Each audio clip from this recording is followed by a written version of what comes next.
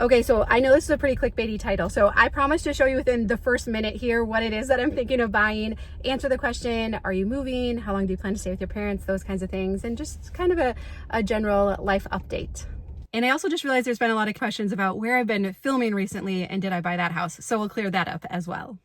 So when I first moved in with my parents, they had said like, hey, like how long do you think this might be for? And I had said a year, and they were like, no pressure, great, whatever you need, all of that. Despite how nice it looks outside, it is really cold here. Well, I was say Minnesota, I'm actually in Wisconsin today. So I'm gonna grab my vest, it's only 42 degrees, but it's actually hard to believe we're coming up on the year mark here. So I'll tell you kind of what my long-term plan is, but let me show you real quickly first what it is that we have been looking at. Okay, so this wasn't actually originally what I was thinking, and I have it narrowed down to 3, so I don't totally know, but let me show you. I'll explain all of it.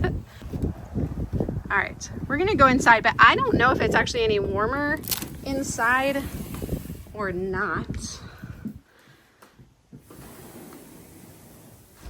Nope, definitely colder in here. So like I said, the kids and I have been at my parents' now for almost coming up on a year. They have been the coolest. It has been working out really well. They have a lot of space. And then also I would sneak away to the cabins in Wisconsin that I have shown just to kind of, you know, get away, write, process, work, do things, you know.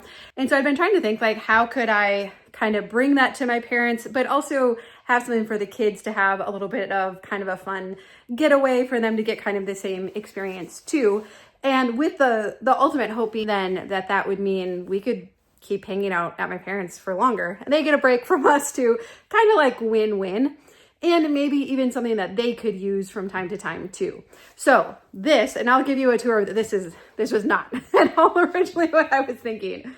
I'll give you a tour of this one because this is like super cool. But this was not actually what my first original thought was. So this is a park model.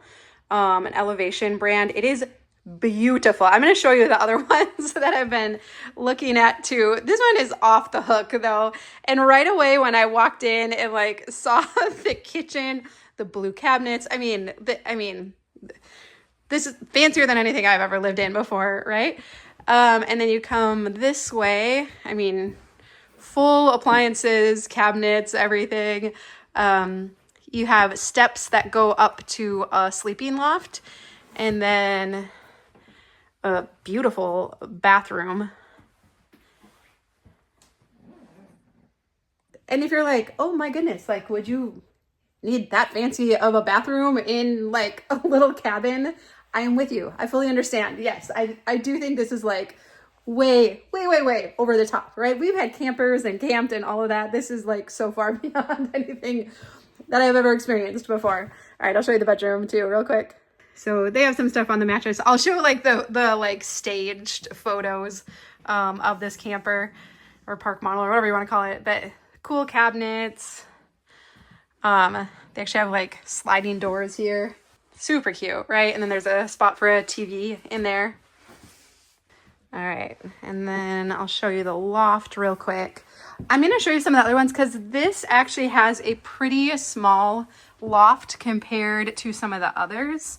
So you could really only put like probably 2 kids up here, maybe 3 if they're little, but then we'd also put like a sleeper sofa or something like that out there. And so what actually started me down this search was not these types of park model camper things at all. It was actually destination trailers. So we've camped in the past, had campers. I love camping. I really enjoy campers. And so there's a lot of new lines of, they call them destination trailers. And what's so cool about them are the big windows. So again, because my idea would be just to park it somewhere at my parents' farm. They have some cool locations around some ponds and stuff. I was like, hey, these destination trailers are pretty cool. They have huge windows, which is so nice. They're meant to just be brought somewhere, set up, and then they just stay there, hang out there. So that's what they're designed for. The only thing that I was running into is that, well, they're very expensive because they're like kind of a newer thing that's come out in the last few years. You can find some older ones, but not with the tall ceilings and like really huge windows. And also our experience with campers in the past was that they were just not super well built. So longevity wise, like are any of these things a good investment? We can talk more about that too. I was just a little bit worried about the longevity of an actual camper, how they're built and constructed, because they have to be so lightweight. So I get it why they do what they do. But would that be like a wise investment and the best thing for what we're looking for? So that's where I started, and kind of was just kept going back and forth on that, and thought like, hey, maybe we should check out like some park models too. So that's how we kind of got to then looking at these as well. All right, let's head back down. I want to talk a little more in the bedroom, and then also answer some more questions that have come up since my last life update videos.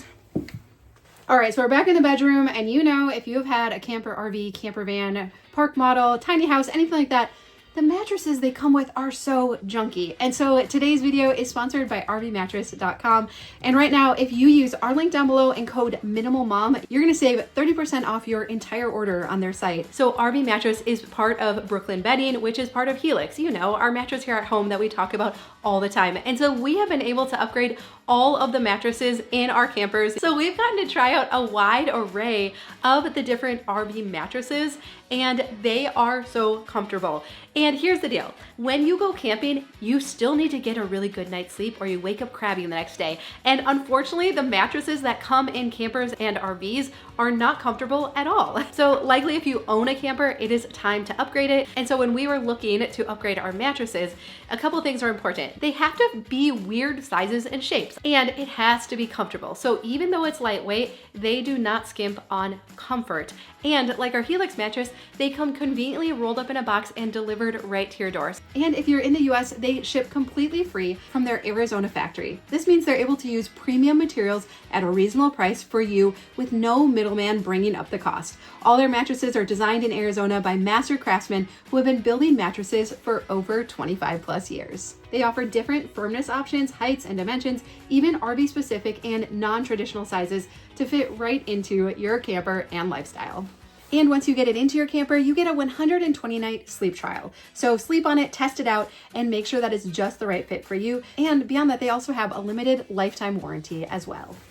And so it's definitely worth an upgrade so that you can be getting a really great night's sleep when you're away from home as well. So just visit rvmattress.com/minimalmom and use code MINIMALMOM, and you're gonna get 30% off your entire order as well. And then we know that we'll all be waking up well rested and ready for another day. All right, so like I said, I have it narrowed down to 3. And so they're all just different and have different interiors. So I'll show you the other 2. They're a little more maybe traditional in style.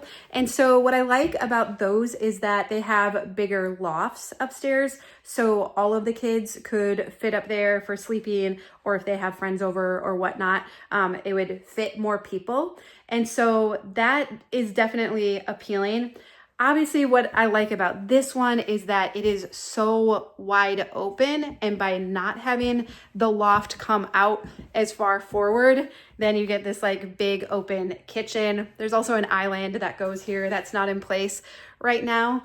So there's definitely trade-offs. So you get more open without the big loft, but then you're losing loft space. So it's kind of nice. They put an extra AC unit up here so it doesn't get too hot. And then they also have these little drawers and cabinets over there too for a little bit of storage. So I think up here we would put like a couple mattresses for sleeping, but they could probably get like stacked up and pushed out of the way too if the kids just want to like hang out up here. There's also a spot over there for a TV too, which would be kind of nice. So I don't know, it's not huge, but I think it's big enough for what we would need it for.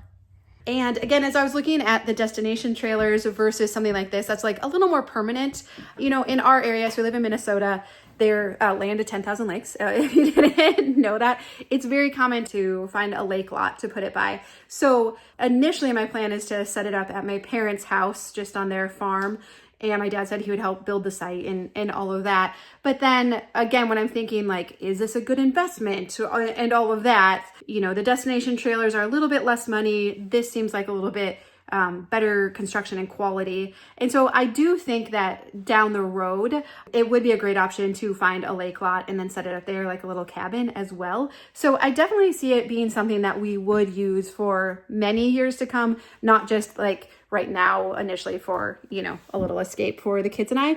And so then when I started thinking about it that way, I kind of started going away from the destination trailers to more of this style. But again, definitely pros and cons with the different styles of them. I mean, this is beautiful and incredible, right? Let's see. So other questions that have been coming up. So, I mean, completely honestly, I've really gone back and forth, like, how often do you give a life update video now? So it was back at the beginning of February when I initially shared about our divorce. That is just a very divisive topic in general. And I know it's just because we all view these things through our own unique lens based on our own life experiences and things we've learned, our faith backgrounds, all the different things that play into it create this lens that we look through these topics at, right? And so I don't know exactly what the right answer is, like how often to touch base on this, but also I very much appreciate those of you who sincerely care and have been wondering. So to answer some of the questions that have come up, how long do you plan to stay at your parents'? As of right now, I have no desire to move out. So I'm back at home at my parents' farm. That is my childhood home. That is where they have lived my entire life, which is so cool, right? Not many people can say that. They have been so accommodating. They have lots of space. I mean, I don't think we've overwhelmed them like too much by being there. They have a good amount of room for us. We've taken over the 3 bedrooms that are upstairs, and it's been great. I've really enjoyed the time with them, reconnecting with my brother as well. And so right now I have no plans to leave. And also I want to be aware of everyone else in the house. My brother lives there too, my parents. And so I do want to be able to give them breaks from all of us too, because half the time when the kids are there with me, that's just a lot of people in the house. And also the kids have talked about wanting a place where they could have friends out and hang out. So my hope is that I can continue to stay there. I've talked with them. I'm not like just publicly like saying this to them. That I can just continue to stay there, but then adding something like this would make it more comfortable for everyone and could make it so I could stay there longer without like feeling like I'm totally intruding and taking over their house too with all of us. So that's my thoughts around that. Okay, most popular question, where have you been recording? Did you buy a house? And so I'm so sorry. I mentioned it, I think, once or twice. And I've talked about it a lot in our membership group, but I forget that I should probably mention it more frequently here. So that house where I've been recording is just an Airbnb that I've been renting. My parents and family have been so awesome, but I don't want to put them out all the time to be like, can you be quiet? And I want to declutter this and I want to do that. And so it's been really nice just to rent this Airbnb, go there and record. Super cute house. I like how white and bright and simple it is. And so that has been working out really well. So didn't buy it, don't live there or anything, literally just go there and show up. And anytime I show like doing anything or moving things or decluttering a space, I always put it back how I found it. With the exception of one coming up where I reorganized a cabinet and I added in some organization, and I just left that because I'm like, well, this has been such a great place to record, and if I can make it better and leave it that way, then I will do that. But otherwise, anything else I show, like I always put it back to normal. I'm trying to be very respectful and all of that. So that has been where I've been recording most recently. Do I plan to buy a house someday or something else? Yeah, definitely down the road, that would be my intention to have my own house again someday. Like, I'm not opposed to it.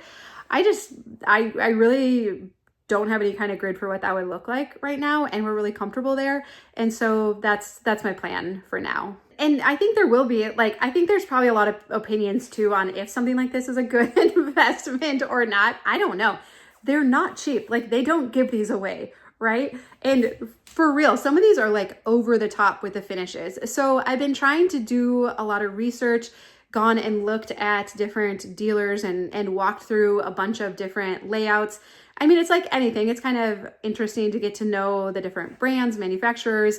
You can definitely feel the difference when you walk into different ones, experience the different layouts. I definitely knew. So many of them have the living room on the end and then you have the big windows. Some of them have kitchens on the end, and that's definitely not my preference, just because I feel like it limits the windows, and because I don't need a full kitchen. Like I'm not planning on doing like, I get for people that set them up, you know, places and live in them more full time or whatnot, having a full size kitchen is probably very nice. I don't actually need that. I like that this one has the island. It's on casters, so you can kind of move it around. But the other ones too that I was looking at, I kind of have like a peninsula, but very open, easy to sit around, and then nice size living spaces as well. You know, when you start factoring everything in, it is a hard decision to make. I mean, not gonna lie, walking into this one, I mean, was just like, oh my goodness. Just the big open ceilings. It's very light colored. The ceiling's light colored. The kitchen's light. It just like, there was something about this one that was just like, oh my goodness, this is so nice. And then I'm like warring in my head, like, it's probably too nice. Like, why would you need something that fancy or anything like that, right? So yes, the internal conflict goes on in my brain. Practically, like, when could it be like set up, or when could we actually start using it? So in Wisconsin and Minnesota, you have to wait for road restrictions to come off. So on the gravel roads, put on road restrictions where when the frost is coming up out of the ground and they get really soft and mushy, kind of, they don't want heavy things going down the roads and tearing them up. So you have to wait for road restrictions to come off, which, if I'm not mistaken, this is something my dad and brother deal with all the time, and my mom's familiar from working in construction. I think it can be anyway early to mid-May. Then also at the mercy of the company that delivers it and whatnot. So not a super long time that we would have to probably wait to get it set up. And so that's kind of nice to think about as well. I know just other general questions about like, how are you?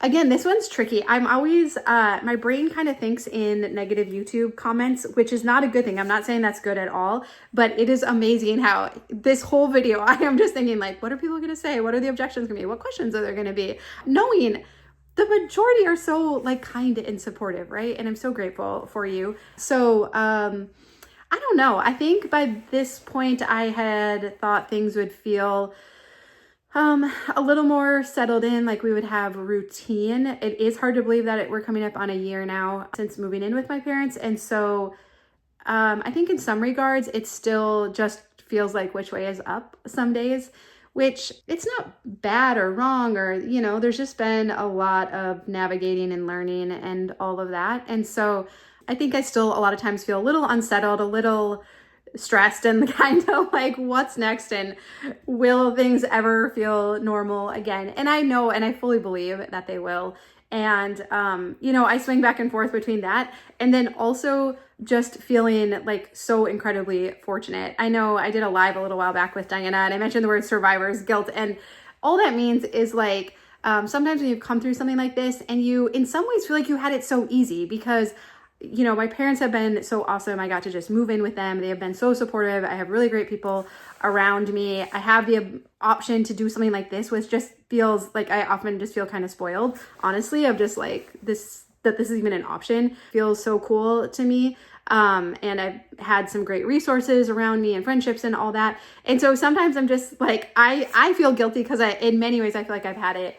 I've just had so many good things around me. And then also there's still just the, you know, underlying sadness and coming to grips with reality of like, oh yeah, this is still, part of you I think plans to wake up and be like, it's just all back to normal, right? And being like, no, this is the reality. Like, this is it right now. So, still lots of emotions and all of that. But also, getting to still do things like, you know, our membership group and YouTube videos and all of this, it brings normalcy and feels really good to me. And I'm so glad to continue to get to talk about minimalism and spread the message, because I've never been more grateful for it. And something we've been talking a lot about in our membership group lately is, you know, controlling the things you can control so that when life gets lifey, as we say, that then it's easier to navigate the other things. And I know I've mentioned that on here as well, but really taking that to heart and doing it and practicing it and implementing it. And so I am really grateful. I'm going to do a video here, I think next week, I'll probably talk about it, of just feeling like so hypersensitive to clutter and extra inventory right now. So I'll go into a little more depth like that, how I've like simplified even further and like kind of current living spaces and what I've done to make them function well and feel good, because it for a little bit felt like inventory was like getting out of control again. And I'm like, why do I feel so unsettled and kind of anxious and whatnot? And I'm like, oh, I've kind of let the inventory creep up in certain areas, and I'm very sensitive to it now, where in the past I might not have been as sensitive to it. So that's been kind of eye-opening. And I keep just feeling like, when am I going to get back to normal and just be able to like handle and manage stress like I could have in the past, right? And so try not to get like frustrated with myself, but just like it's part of the process, right? And all of that. So I don't know. It just, how am I now? Like, it depends on the day or hour probably that you ask me. But often just feeling kind of overwhelmed with gratitude for the good things that I do have and have around me. And the kids too, I know lots of questions about like, how are the kids doing? Thank you for all the kind comments. When I shared the pantry makeover video last week, like all the kind comments about Corbin and him working. Of course, the other kids help too. They just don't always like to be on camera so much anymore. But my mom was reading the comments to Corbin, and it was fun. I mean, if you could see his smile, like that was really cool. So I was really grateful for that, and just all of your support. My goodness, you're just so kind, and I am so grateful for that, and you sharing our videos and stuff. So thank you again for that. It is something that probably more recently, I don't feel like I take things for granted as much. And so I just continue to be like so encouraged and feel so supported and all of that. So thank you for that as well. And another question was, since you're getting your master's in psychology, are you considering a career change? And so I started a master's program back in October. There was another question too, like, what do you do with your time half the time when you don't have the kids? And it's hard, right? And so I started a master's program then because I realized I could either fill my time with work or I could find something else productive to do with my time. And so I found a great program through the University of Phoenix. I actually finished my undergrad through there, so it was really seamless to go there. But they actually give credit to adults who have been working. So it's only been 12 classes then to get a master's in psychology with the undergrad I already have. So I just started my third term, and I'll actually have my master's by the end of June. And so I have been putting a lot of energy and time into that. It's been awesome. It's been so good, and I've really enjoyed it. But no, I don't want to change career paths or anything. I'm hoping that I can use it to complement what we're already doing and talking about decluttering and the brain science and psychology behind it, because I think we often get into it. We're like, why is this so complicated and so hard? And sometimes for some of us, when we can understand what's going on in our brain and why our body wants to hang on so tightly to these things, it makes it a little bit easier than to declutter and to let things go. Another question is, do you miss your old house? And yes and no. I especially loved our farm in the spring, and I've mentioned before, like the first spring we moved there, it was like the best surprises ever, seeing all the perennials that had been planted and what was coming up. And there was hydrangeas and peonies and asparagus and raspberries and just all these different things, and it was so fun, and lilies. And so this time of year especially would be my favorite time of year there. And so, yeah, definitely there are things I miss. Sometimes when I see clips in past videos, or I'm pulling something up for a video and I see it, I think about all the work we did and whatnot. So yeah, definitely, which I think is very natural. And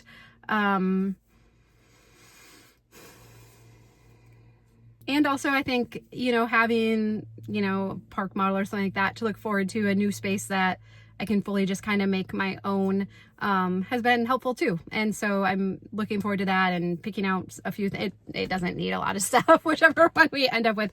The ones I've been showing you are like fully furnished and decorated. That's not how we would get it or anything. And so, it's kind of fun to think about things like that and making that space my own, minimally. Like there really isn't actually a lot that they're going to need. And then, are we still homeschooling? Yes, we're just about to wind up our year here, like the second week of May, which will be good. We have spring break this current week, and then we'll be winding up. And so, yeah, I'm bringing a village around, I've brought the village into homeschooling. My mom helps. We rely on co-ops heavily. 3 days a week, we do various combinations of co-ops, which has been so helpful. And I know there are several questions too about like, will you do a video on homeschooling stuff and managing the inventory and all of that? And I will just say, like, you have to keep it so simple. You have to like simplify it, and then like simplify it twice as much more. I mean, again, I've had limited bandwidth, so I especially don't have capacity for a lot of homeschool inventory. But I just feel like the only way that I keep our homeschool enjoyable and functioning and all of that is by hyper low inventory. And that looks different for each of us. But if you are a homeschool parent feeling stressed out by it, like, you got to get rid of a lot of the inventory. And sometimes that just looks like putting it in time will tell bins and like setting it aside for a little bit to see if you actually even miss it. But we don't need all of this stuff to run a really vibrant and successful homeschool. If anything, I feel like it just gets in the way. And also, like, we do give our, like, I've told our kids all the time, like, hey, any point you want to go back to public school, like, we'll talk about it, man. Like, we're pretty open-handed with it. And I definitely more than ever now see, like, each season, each child, everything brings like, you have to just take it like 1 year, 1 season at a time with each kid. And I love that. And it's great. And I think that's what's best for our kids. And then, some questions too about faith and all that. And I just, mostly, I think I just want to normalize the deconstruction process. I think that has negative connotations sometimes. And yeah, I mean, when people deconstruct their faith, they go any number of which ways through that process, right? But I don't think it's bad or wrong, because until we truly question everything we believe for our own self, and it goes through the lens, like I was saying earlier, of our own experiences, how can you really know what you believe and not just rely on everything others have told us? And so I think it's a good process. And, I mean, I think it kind of sucks that sometimes it takes life falling apart before we get to that point. But I think many of us have struggled, and there's things where, like, I just don't get this and I don't understand this, or we kind of blindly follow along. And of course, there's always gonna be an aspect of faith that is blind, but also I think there are things we have deeply internally questioned and not been brave enough to question out loud and to seek out and to learn more about. And, like, I think we have to do that, right? And so, I don't know. It's a tough question for me to answer, because, again, if I want to just be fully honest with you and not worry about, like, offending like half of my audience, right? I would say it sucks, because the meanest things that have happened to me have come from Christians. I don't think I've had a mean thing from a non-Christian happen to me at all. And so that sucks, right? And often it's done in the name of trying to protect me or look out for me or my best interest or whatever. But also, like, that kind of sucks, right?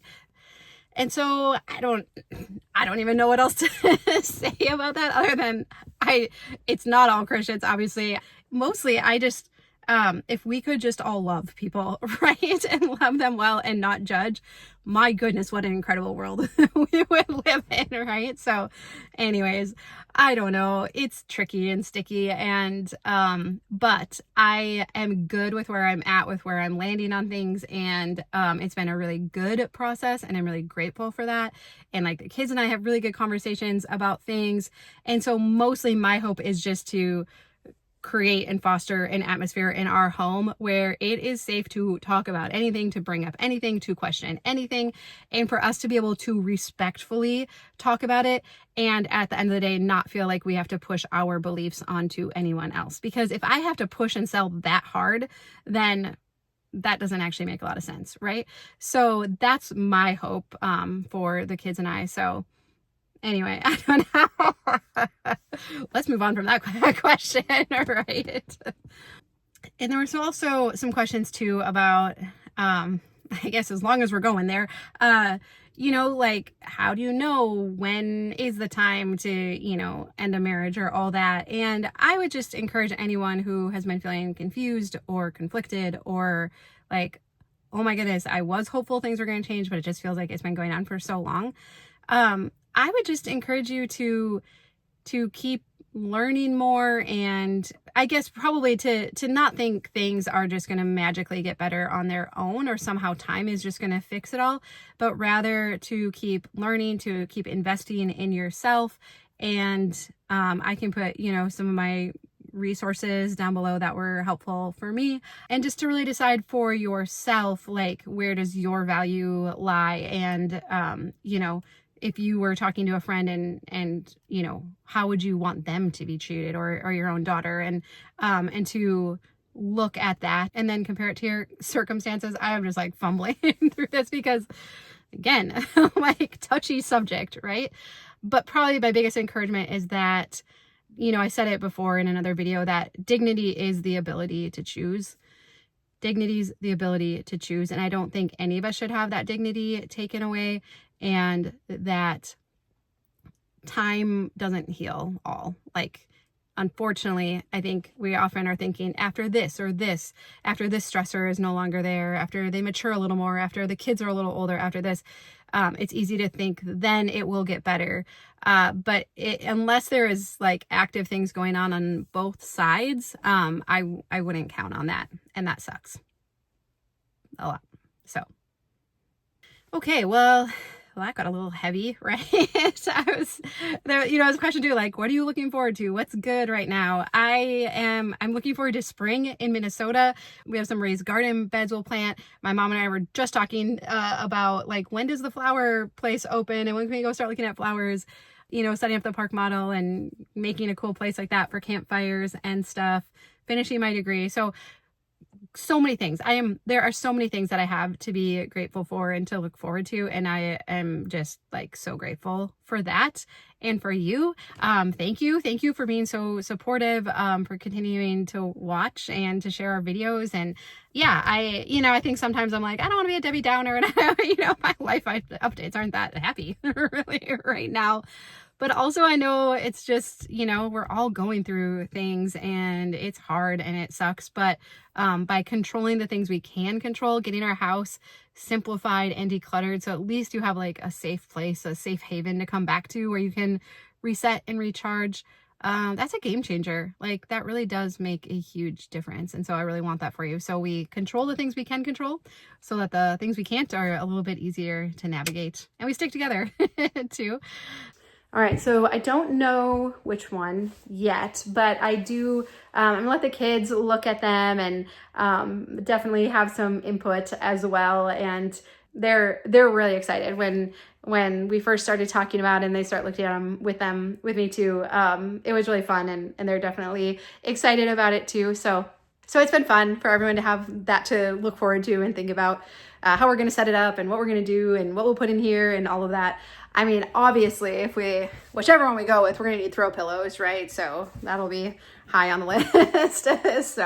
So if you're willing, definitely can come along too as we continue to decide and navigate this and all of that. So again, thank you so much for all of your support and love and all that. I am so grateful. All right. Well, I love you. I hope you have a really good day, and I'll see you again soon.